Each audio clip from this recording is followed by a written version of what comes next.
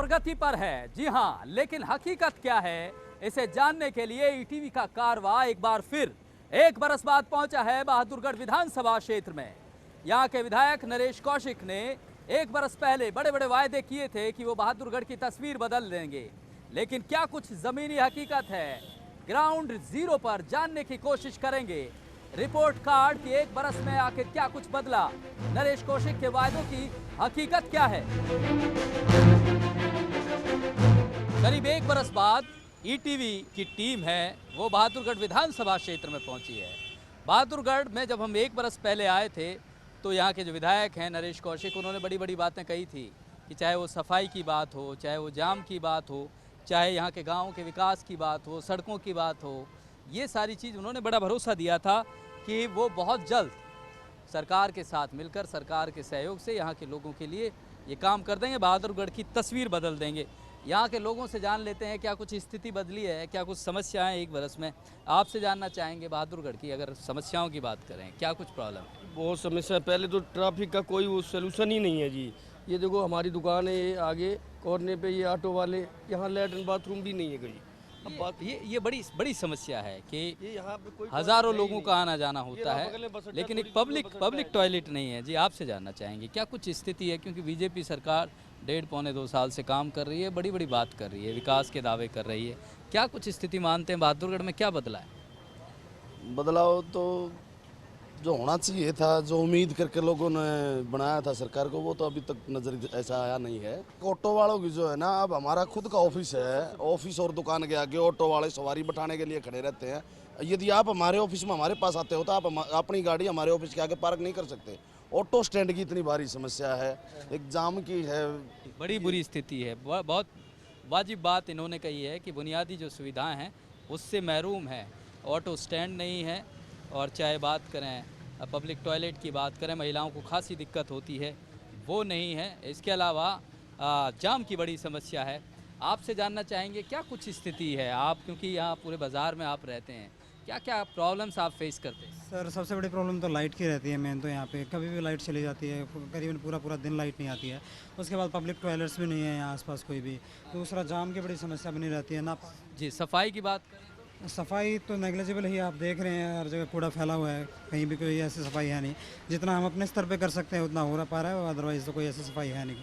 तो जिस तरह से लोग बहादुरगढ़ के लोग बता रहे हैं कि जो स्थिति होनी चाहिए, जो व्यवस्था होनी चाहिए, चाहे सफाई को लेकर, चाहे जाम को लेकर, चाहे ऑटो चालक हैं उनके लिए जो स्टैंड की बात है, और एक बड़ी बात जो पब्लिक टॉयलेट की बात है वो है, इस तरह की जो समस्याएं हैं, जो बुनियादी ज़रूरत हैं, उन पर भी अभी काबू पाया नहीं गया है। लेकिन सरकार की तरफ से बात करें तो हरियाणा प्रगति पर है।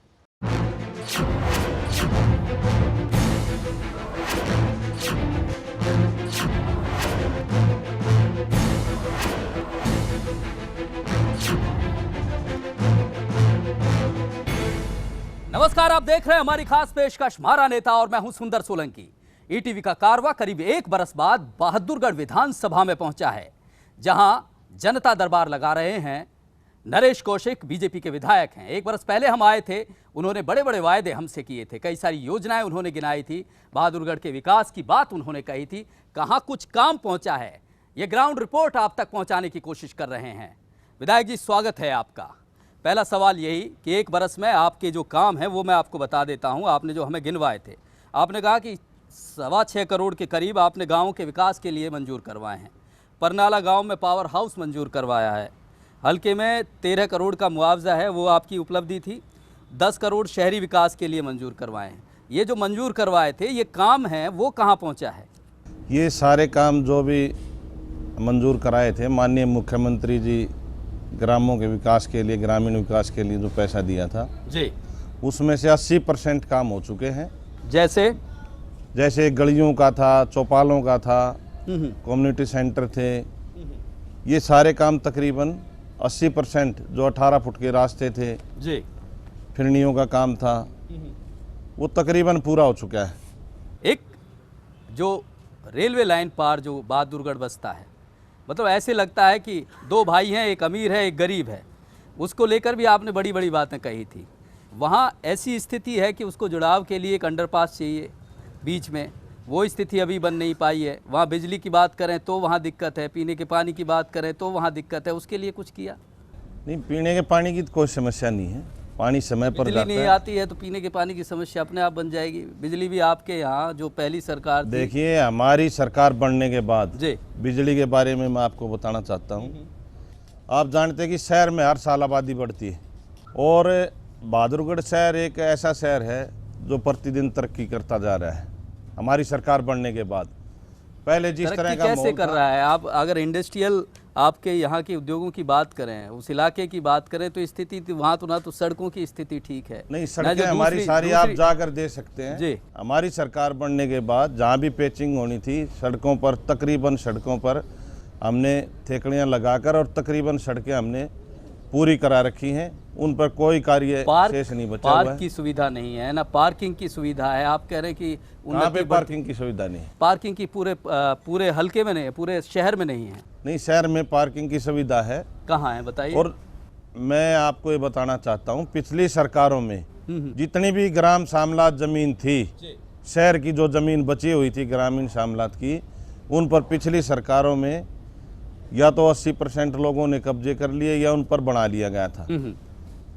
तो पार्किंग की जगह शहर में कहीं बची नहीं हुई। मेन शहर की मैं जहाँ पर बात करता हूँ, जी, मैन शहर के लोगों को ही बड़ी परेशानी लोगों होती को है। परेशानी है। अगर कोई सरकारी जमीन उपलब्ध होगी तो नहीं, मैं वहाँ वही बात पार्किंग कह भी रहा था। कराएंगे। आप उन्नति की बात कर रहे हैं। बहादुरगढ़ आपका तेजी से विकास की तरफ बढ़ता शहर है, सभी जानते हैं, एनसीआर के नज़दीक है। लेकिन एक पार्किंग जैसी बुनियादी जो एक सोच में, एक विचार में होना चाहिए कि उन लोगों के लिए हो, उसको लेके आपने कोई प्लान, कुछ इस तरह की स्थिति नहीं बनाई? नहीं, मल्टी लेवल पार्किंग की बात होती रही, आपके दिल्ली आपके नज़दीक है, वहाँ ऐसी स्थिति है, आपके यहाँ भी हो सकती है। मल्टी लेवल पार्किंग की आप बात करते हैं, कोर्ट में हमारे सभी पत्रकार साथी भी इस बात को जानते हैं। जी। जैसे पिछली सरकार के अंदर जिस तरह से घपलेबाजियाँ हुई हैं, वहाँ पर स्टैंडिंग पार्किंग बनाई गई, उसमें बहुत भारी घपलेबाजी हुई और वो आज तक यूं की यूं डेड पड़ी। पिछली सरकार में तो खंबे लग गए थे नारा नारी रोड पे, लेकिन अब तक लाइट नहीं लगी उन पे, आपकी सरकार से तो लाइट नहीं की लगी। सोलंकी साहब, हमारी सरकार बनने के बाद 180 ट्रांसफार्मर नए जी, सरकार की तरफ से बहादुर हल्के में लगवाए। हाँ हाँ। और बिजली की समस्या आप लोग जानते हैं कि तो खंबों पे लाइट लगनी थी, नहीं, कोई खंबे ऐसा नहीं है जहाँ पे लाइट नहीं होगी। नारा नारी रोड पे, नारा नारी रोड पर कोई खंबा नहीं, जज्जर रोड पे भी यही समस्या है। नहीं, नारा नारी रोड पर लाइट लगी हुई है। झज्जर रोड पे क्या है कि पिछली सरकार में ये टेंडर हुआ था जी, और ठेकेदार पूरी पेमेंट लेके पिछली सरकार में उसकी पेमेंट पूरी कर दी गई थी। हमारी सरकार बनने के बाद डीसी और एसडीएम, हमने सब के साथ जितने भी अधिकारी हैं उनके साथ बैठकर बैठक की हुई है और उस अधिकारी के खिलाफ भी हमने जांच करवाने के आदेश दिए हैं कि भी जो ये अधिकारियों पेमेंट। की आपने बात की, एक और बात देखने में आती है कि आपके बहादुरगढ़ में अफसर टिकता नहीं है, ये वो ऊपर वाले नहीं टिकने देते हैं, ये क्या स्थिति है? नहीं, अफसर सारे हमारे अच्छे हैं, तालमेल आपका ठीक है? सभी अधिकारियों से बढ़िया। जी, एक और बात, जिस तरह से अगर बात की जाए, मतलब आपके बहादुरगढ़ में बहुत तेज़ी से, क्योंकि एनसीआर के नज़दीक है, बहुत तेज़ी से बढ़ता शहर है जैसा आप कह रहे हैं, ये जो इंक्रोचमेंट, मतलब लगातार कानून की अनदेखी हो रही है, अवैध कब्जा कर लेते हैं लोग, दुकानों से 12-12 फुट आगे तक कब्जा कर रखा है, आम लोगों को परेशानी होती है, उसके लिए कोई योजना है, कुछ विज़न है कि इस तरह की स्थिति ना बने? अगर कोई करता है तो प्रशासन को शिकायत करे, जी, हम उसका समाधान कराएंगे। सफाई व्यवस्था की बात करें आपके शहर की, तो जो ड्रेनेज है वो साफ़ ही नहीं होते हैं। नहीं, ड्रेन में आज भी मशीनें लगी हुई हैं, सफाई चल रही है ड्रेन की। वही तो बात है कि मोदी जी खूब कहते हैं स्वच्छता अभियान के बावजूद इसके शहर में, आपके जहां बीजेपी शासित, चाहे प्रदेश की बात करें और चाहे विधानसभाओं की बात करें, कोई साफ सफाई की कोई दुरुस्त व्यवस्था नहीं दिखाई देती है। सोलंकी साहब, पिछली सरकारों को देखें और अब देखें, बीजेपी का शासन जब से आया हुआ है, मैं आपको ये लिख के देता हूँ कि 70-80% सफाई में सुधार हुआ है। हाँ, डेली की डेली सफाई होती है, डेली की डेली वहाँ पे लिफ्टिंग वाले लगे हुए हैं, ट्रैक्टर भी लगे हुए हैं, सफाई उठाकर जहाँ पे कूड़ा डालने का जगह जहाँ पर निश्चित है वहाँ पे डाल के आते हैं। और जहाँ से भी हमें शिकायत मिलती है, हमारा पूरा प्रयास ये रहता है अपने शहर को स्वच्छ सुथरा रखा जाए। चलिए, एक बड़ा ड्रेन जो आपके शहरों के बीच बीच है, जिसकी आपने बात की, वेस्ट जुआ, इसके ऊपर आप मार्केट बनाने की बात कर रहे थे, क्योंकि वो लोगों के लिए बड़ी परेशानी का सबब बना हुआ है, उसको ढकना है। ये योजना भी अभी ज़मीन पर दिख नहीं रही है। 24 जुलाई को माननीय मुख्यमंत्री जी भादड़ पहुंच रहे हैं और हमें पूरी उम्मीद है, पूरे हलके को हलके की सम्मानित जनता को ये अपेक्षाएं माननीय मुख्यमंत्री जी से और भारतीय जनता पार्टी सरकार से कि भादड़ के लिए बहुत सारा विकास के लिए बहुत सारा पैसा देकर जाएंगे। विधायक जी, हमने 65 विधानसभाओं का दौरा किया है। अगर बीजेपी की विधानसभाओं को छोड़ दे, जहाँ बीजेपी के कैंडिडेट जीते हैं, और उनके अलावा अगर बात करें, चाहे रतिया की बात करें, चाहे फतेहाबाद की बात करें, चाहे पलवल की बात करें, स्थिति ये है, वहाँ के लोगों का कहना है कि पहले कुछ काम हो जाते थे हुड्डा सरकार में, लेकिन अब ये है कि ये पूछा जाता है कि बीजेपी का कार्यकर्ता है कि नहीं है। आप कहते हैं कि समान विकास हो रहा है। नहीं, ऐसी कोई बात नहीं, ये गलत कह रहे हैं। जो भी ऐसा प्रचार कर रहा है वो बिल्कुल गलत कर रहा है। पहले की सरकारों में जिस तरह भाई भतीजावाद की राजनीति के नौकरियों में भी जाति पाति हुआ भेदभाव बरता गया, हमारी सरकार में ऐसा कुछ नहीं है। माननीय मुख्यमंत्री जी ने और हमारी केंद्र सरकार में भी माननीय प्रधानमंत्री जी ने भी ये निर्देश दिए हैं सभी विधायकों को कि भी मेरिट के आधार पर नौकरियां देंगे। जो लड़का कब देंगे? 1.5 साल हो गए, आप तब तो कहा था वैकेंसियां निकली, इंटरव्यू चल रहे हैं लोगों के जी, टेस्ट भी चल रहे हैं, फिजिकल चल रहे हैं। चलिए विधायक जी, आखिरी सवाल, हम फिर 1 साल बाद फिर आएंगे आपके पास। अगले 1 साल की क्या योजना है बहादुरगढ़ के लिए? हमारी ये योजना है कि हम पूरे हलके की सम्मानित जनता को, 36 बिरादरी को साथ लेकर, और हमारा ये प्रयास है कि इस 5 साल के पीरियड में भादड़ को पूरे प्रदेश में एक अग्रणीय हल्का बनाने की हमारी कोशिश है। 36 बिरादरी को कहाँ लेके चल रहे हैं? आप ही की सरकार में हुआ, इतना बड़ा बवाल हो गया, 35 बराबर 1 हो गया। भादड़ बिल्कुल कोई झगड़ा नहीं हुआ, 36 बिरादरी के लोग एक हैं और भादड़ के विकास के लिए सभी प्रयासरत हैं। विधायक जी बड़ा भरोसा दे रहे हैं बहादुरगढ़ के हलके की जनता को कि विकास में कोई भी कमी नहीं छोड़ी जाएगी। इसके अलावा उनका कहना है कि जो योजनाएं उन्होंने मंजूर करवाई थी, 80% काम हो चुका है और अगले साल के लिए बड़ी योजनाएं हैं उनकी, उन पर काम होगा। और कोई भी जो वायदे किए हैं, सरकार की बात वो कह रहे हैं कि सरकार की तरफ से ये स्थिति है कि उन्हें पूरा सहयोग मिल रहा है। एक छोटे से ब्रेक के लिए यहाँ रुक रहे हैं। ब्रेक के बाद हलके की जनता खुद विधायक जी से रूबरू होगी, यहाँ की समस्याएं रखेगी। एक छोटे से ब्रेक के बाद जो भारत सरकार के प्रधानमंत्री ने जो फसल बीमा योजना चलाई है, उसका जोर शोर से व्याख्यान ज़्यादा हो रहा है, लेकिन धरातल पे किसी किसान को आज तक ये नहीं पता कि वो कहाँ जाए।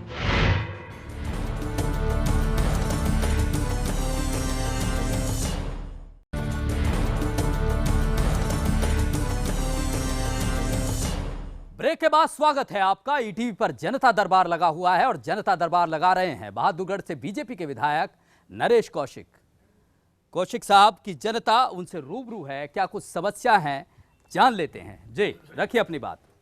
आदरणीय विधायक जी, आपने जो वेस्ट जुआ ड्रेन पर जो पुल बनवाया है वो काफ़ी सालों से अधूरा काम था, उसके लिए तो हम धन्यवाद करते हैं, पर उस पर कुछ लोगों का नाजायज कब्जा है जो हाई कोर्ट तक मुकदमा हारे हुए हैं, उसको आप कितने दिन में प्रशासन खाली करा देगा? जी विधायक जी, अभी आप कह रहे थे कि तुरंत प्रशासन कार्रवाई करता है, ये तो देखिए बता रहे हैं देखिए उस पर कब्जा कोई नहीं है।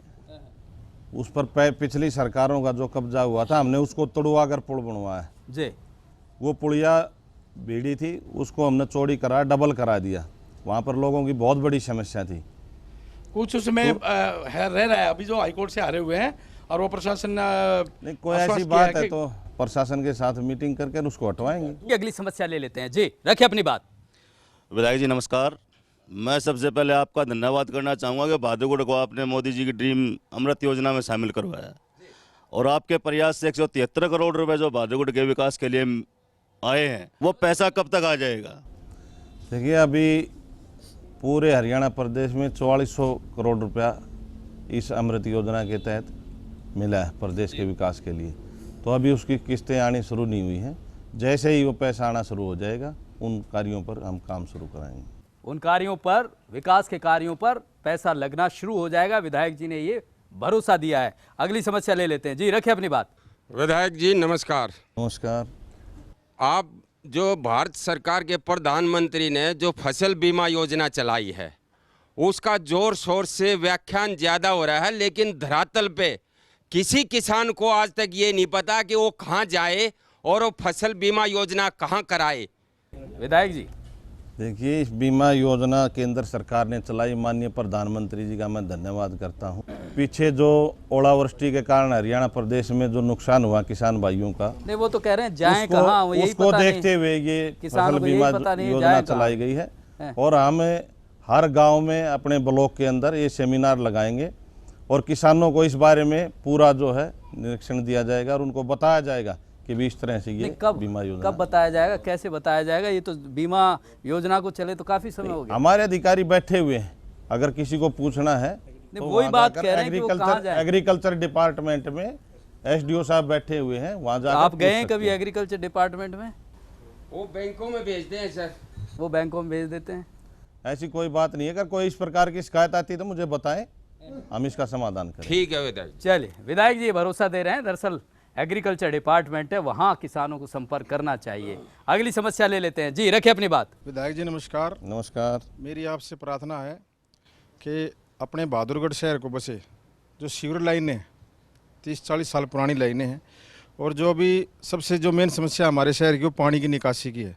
BNR ने जो नाले बना रखे हैं शहर के अंदर, उनकी कहीं भी निकासी नहीं है, जहां उनका दिल चाहा उन्होंने शिविर में डाल दिया। तो ये समस्या मेन है। अब बारिश के दिनों में आप देखना, थोड़ी सी बारिश होगी तो पूरा शहर जलमग्न हो जाएगा। ये सबसे, क्योंकि आपसे पहले पूर्व विधायक, जमीन, यहाँ की जमीन में आप पले बढ़े, राजनीति क्योंकि सारी शुरू से की है, ये स्थिति है। मैं इनको बताना चाहता हूं कि जो अमृत योजना के तहत हमने यहाँ से जो एस्टीमेट बनाकर भेजे उसमें 27 करोड़ का ड्रेन वाटर का, जो शहर की पानी की, गंदे पानी की निकासी के लिए स्पेशल ये योजना हमने तैयार यहाँ से कराई है। और जैसे ही वो पैसा आ जाएगा ड्रेन वाटर का काम हम कब कराएंगे। तक हो जाएगी इस तरह की स्थिति? देखो, केंद्र सरकार से ये पैसा आना है, और सरकारी काम में आप सब जानते हैं कि उसमें थोड़ा समय लगता है। सरकार पर हमारा पूरा प्रयास, ऊपर भी अपनी सरकार है, नीचे भी अपनी है, इसीलिए तो मंजूर हुए। तो सरकारी सिस्टम दुरुस्त होना चाहिए ना, ये तो इसीलिए पहले तो कहा जाता था। कांग्रेस की साहब सरकार में इसीलिए कहा तो ये जाता था, मंजूर ये तो हुआ सरकारी है। जी। बीजेपी की सरकार बैठी है कि ईमानदार सरकार है, आज तक किसी भी केंद्र में या तबादले के हरियाणा अलावा और प्रदेश कोई में काम नहीं हो रहा आपकी सरकार में? नहीं, ऐसा कुछ नहीं है। तो उसमें हमने 27 करोड़ का ड्रेन वाटर का ये प्रयोजन रखा है। अगली समस्या ले लेते हैं जी, रखिए अपनी बात। विधायक अपने कौशिक साहब, ये दिल्ली रोहतक रोड है जो अपना बस स्टैंड से लेके सेक्टर 6 तक जाता है, कम से कम 10-12 खड्डे हैं, आप खुद भी जाके चेक कर सकते हैं।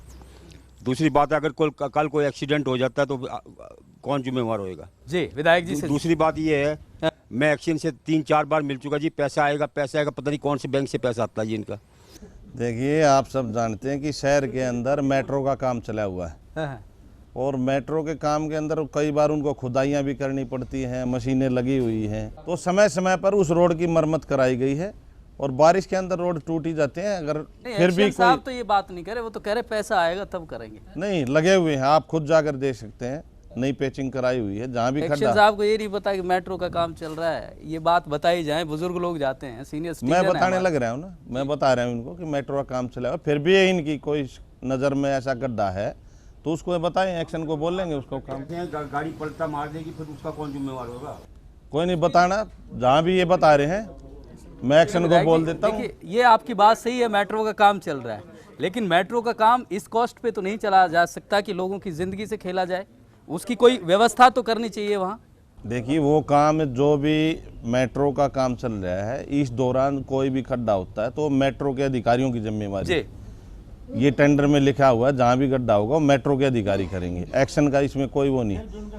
लेकिन उनके संज्ञान में हमने पहले भी लिया है, पहले भी ठीक कराया है, उन्होंने जब भी उनको बोला। स्थिति बन सकती है कि एक्शन साहब से बात हो, अगर इस तरह की स्थिति है? क्यों नहीं? हाँ जी, एक्शन साहब, कोई गड्ढा उड्ढा बता रहे हैं दिल्ली रोहतक रोड पर जहाँ मेट्रो का काम चल रहा है, तो ये आपके पास आएंगे, जहाँ ये बताए उसको तुरंत ठीक कराओ। हाँ जी।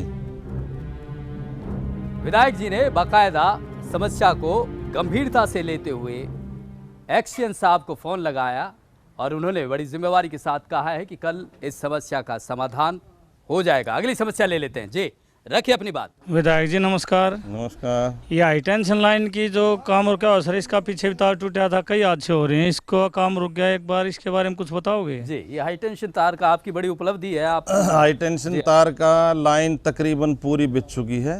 इसमें अप्रूवल की दिक्कत थी, मेट्रो से अप्रूवल लेनी थी, जो उसके रोड के नीचे के जो आपने वायर क्रॉसिंग करनी थी उसकी अप्रूवल आ चुकी है। और कमेटी ने 8 करोड़ रुपए 8 लाख रुपए जमा कराने थे, वो चेक भी कट चुका है। जल्द ही अगले हफ्ते में इसका काम स्टार्ट करा देंगे। चलिए, बड़ी बात कही है, अगले हफ्ते में ये जो हाई टेंशन वायर की जो टूटने के जहां तार टूटे हैं वो भी सही हो जाएगी। अगली समस्या ले लेते हैं। जी, रखिए अपनी बात। मैं सेक्टर 6 के बारे में आपसे कुछ समस्याओं का जिक्र करना चाहता हूँ। एक तो सेक्टर 6 में जो पानी की जो निकासी है बरसात के टाइम में बिल्कुल जीरो है, वहाँ का पानी बिल्कुल निकलता ही नहीं है।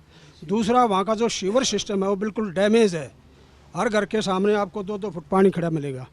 तो उनकी जो समस्याओं का निदान है उसके बारे में मैं आपसे प्रदेश का सबसे पुराना सेक्टर, देखिए सेक्टर 6 प्रदेश का सबसे पुराना सेक्टर है और वहाँ सीवर जाम की समस्या काफ़ी सालों से है। तो समय समय पर विधायक जी हमने वहाँ पर सफाई कराई है। बीजेपी ये बात कहना बंद नहीं कर सकती कि भाई बहुत सालों से ये समस्या है। अब तो मतलब आप समस्याएं ये गिनवाना कि भाई वो पुराने वालों ने ये समस्या पुरानी सरकार के गड्ढे हमें भरने पड़ रहे हैं, आप सबको पता है। नहीं, इसलिए आप बहुमत पहली बार सरकार बनी है, में भी इसलिए आए हमें पहली बार जनता ने मौका दिया है जी। और समय समय पर जैसे जनता की शिकायत आती है सीवर को हमने साफ कराया जी। सेक्टर में तो एक बुनियादी चीजें होती हैं, पानी की निकासी हुई, बिल्कुल सफाई व्यवस्था हुई, फिर सेक्टर किस नाम का। और अब तो ये हुड्डा के सेक्टर सरकार ने जो है निगम के अंदर करने जा रही है सरकार। जैसे ही निगम के अंदर ये आ जाएंगे तो और जल्दी विकास हम सेक्टरों का कराएंगे, क्योंकि हुड्डा के अंदर बजट की परेशानी है। और जैसे ही निगम के अंदर ये समस्या निगम आने तक रहेगी? नहीं, कोई समस्या नहीं रहेगी। एसडीएम को आदेश दे दिए गए, बरसात से पहले सेक्टरों के भी सभी कॉलोनियों के सारे सीवर साफ होंगे। चलिए, मीटिंग ली थी इस बारे में। ये बड़ा भरोसा दे रहे हैं बहादुरगढ़ की जनता को कि इस बार बारिश होगी तो जल भराव नहीं होगा, चाहे सेक्टर्स की बात हो और लोगों की समस्या है उनके संज्ञान में है। ये भरोसा बड़ा भरोसा है। अगली समस्या ले लेते हैं। जी, रखिए अपनी बात। पिछली सरकार ने योजना बनाई थी और भरोसा दिया था माननीय मुख्यमंत्री भूपेंद्र सिंह हुड्डा जी ने कि हम बहादुरगढ़ का उत्तरी बाईपास बनाएंगे। तो पहले इसका जवाब दें कि उसके बारे में आपकी सरकार क्या योजना बना रही है। उत्तरी बाईपास की जो इन्होंने बात बताई है ये बहुत बड़ी समस्या है, क्योंकि बहादुर क्षेत्र एक औद्योगिक क्षेत्र है और यहाँ पर आए दिन शहर के अंदर जाम लगा रहता है। हमने विधानसभा के अंदर भी ये सवाल उठाया था कि बहादुर का उत्तरी पास बनाया जाए। आज से पहले ना किसी विधानसभा में किसी बहादुर हल्के के विधायक ने प्रश्न रखा, लेकिन हमने ये सवाल उठाया था। और बहादुर के लिए ट्रांसपोर्ट नगर का भी सवाल हमने विधानसभा के अंदर उठाया। बस अड्डे की भी समस्या हमने विधानसभा के अंदर रखी। गंभीरता से नहीं ले रही है? नहीं, गंभीरता से ले रही है, लेकिन एक कानून पिछली सरकार में जमीन अधिग्रहण का जो कानून बना है, कोई भी कार्य करने के लिए ज़मीन तो चाहिए। सरकार ज़मीन रिक्वायरमेंट कर नहीं सकती क्योंकि कानून ऐसा बन चुका है।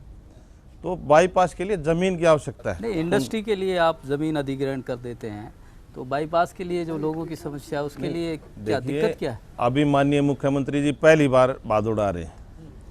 हम ये समस्या प्राथमिकता के आधार पर उनके सामने रखेंगे, वेस्ट जुआ ड्रेन की भी और बहादुर उत्तरी बाईपास की भी। तो हमारा पूरा प्रयास है। वेस्ट जुआ जो ये ड्रेन है, ये तो बहुत पुरानी समस्या है ना, ये तो अब तक रखी नहीं है। पुरानी समस्या है, मोटे बजट का काम है, पैसे का काम है। हमारा पूरा प्रयास है, ये लगभग 100 करोड़ का काम है वेस्ट जुआ ड्रेन का। पूरा प्रयास है, माननीय मुख्यमंत्री जी के सामने समस्या रखेंगे और वो इनको करके जाएंगे, मुझे पूरा विश्वास है। विधायक जी ने बड़ी बात कही है, तीनों जो समस्याएं बड़ी गंभीरता से सुनी और ये भरोसा दिया है बहादुरगढ़ की जनता को कि चाहे वो हाई टेंशन तार की जो समस्या है उस पर तो काम शुरू है ही, और जो वेस्ट जुआ जिसकी ड्रेन की बात हो रही है उसे लेकर वे गंभीर हैं, और ये उत्तरी जो बाईपास की बात हो रही है ये बड़ी पुरानी और बहुत ज़रूरत भरी मांग है यहाँ के लोगों की, उसको लेकर वो गंभीर है और मुख्यमंत्री के सामने इस बात को रखेंगे। अगली समस्या ले लेते हैं। विधायक जी, मेन बाजार में किसी भी बाजार में शौचालय का इंतजाम नहीं है। आसपास से जितनी भी लेडीज आती हैं देहात से, उनको बहुत भारी समस्या होती है। विधायक जी, ये कैसा स्वच्छता अभियान है मोदी जी? शौचालय की व्यवस्था आपके आप वहाँ पर जगह उपलब्ध कराएं शौचालय उसी दिन कार्य शुरू करा देंगे। बताओ 5 गज जगह है भाई, 200 गज जगह है, वो तोड़ आप जगह दिखाना अधिकारी को, आप दिखाएंगे, अधिकारियों को जगह दिखाना, बनवाएंगे। और दूसरा सीसीटीवी कैमरे नहीं है मार्केट में, कहीं भी बड़े बड़े हादसे हो जाते हैं। सीसीटीवी कैमरे भी होने चाहिए। हमने 18-20 पॉइंट एस्टीमेट बना के चंडीगढ़ गया हुआ है जी, और जैसे ही वो एस्टीमेट पास होगा आ जाएगा तो ये कैमरे जल्दी लगवाएंगे। बहुत बड़ा भरोसा दिया है शौचालय को लेकर, बड़ी गंभीरता दिखाई है विधायक जी ने कि जगह दिखते ही पहला काम वो होगा। बहुत बहुत शुक्रिया नरेश कौशिक साहब, आपने ईटीवी पर जनता दरबार लगाया, लोगों की समस्याएं सुनी। फिलहाल इस खास पेशकश में इतना ही। अगले हफ्ते फिर मुलाकात होगी आपके नुमाइंदे के साथ, आपकी समस्याओं के साथ और समाधान के साथ। तब तक के लिए नमस्कार।